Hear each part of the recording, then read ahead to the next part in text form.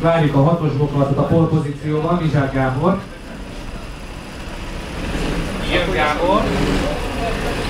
Itt van tehát a polpozíciós Mizsák Gábor, mellette Benke Ádám, a harmadik rajtkockában Brozsek Nikoletta, vagy Nikolett, és a 12-es bokalattal érkezik Károly László a negyedik helyre.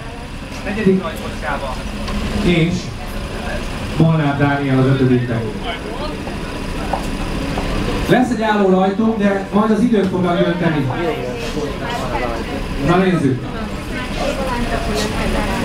Nem.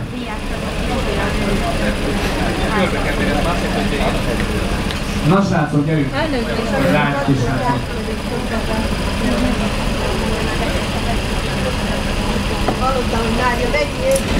És akkor hajrá!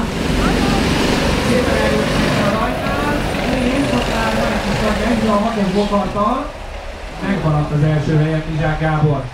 Mondom, ugye a rajtoltok, de arra figyeljetek oda, hogy az idők döntenek. Tehát innentől most megint az a cél, hogy feltétlenül egymást előttességet, mert minél gyorsabb a tiszta köröket tudjanak hozni. Majd meglátjuk, hogy alakul a dolog, mert most például Benke Ádám gyorsabbnak tűnik a 11-es bokarttal, de talán van még annyi hely előtte, hogy tudja majd tiszta kört futni, és akkor az első kör után jönnek majd az idő. Ez itt még nem érvadó.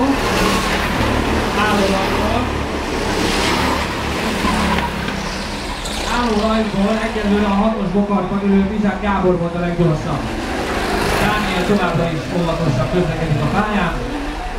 Ő az igazi biztonságos autóvezető a példaképítés magatnál. Egyelőre az elejében nagy a csata Mizsák Gábor és Benke Ádám között. Ez már egy jobb kör kéne, hogy legyen. Álló rajtból 36, azt most nem egészen értem, hogy az óra jót mutat, de hogy mindjárt kiderül. 34 és 34-0. Jobb kört jött a második helyen Benke Ádám, és az élen Mizsák Gábor.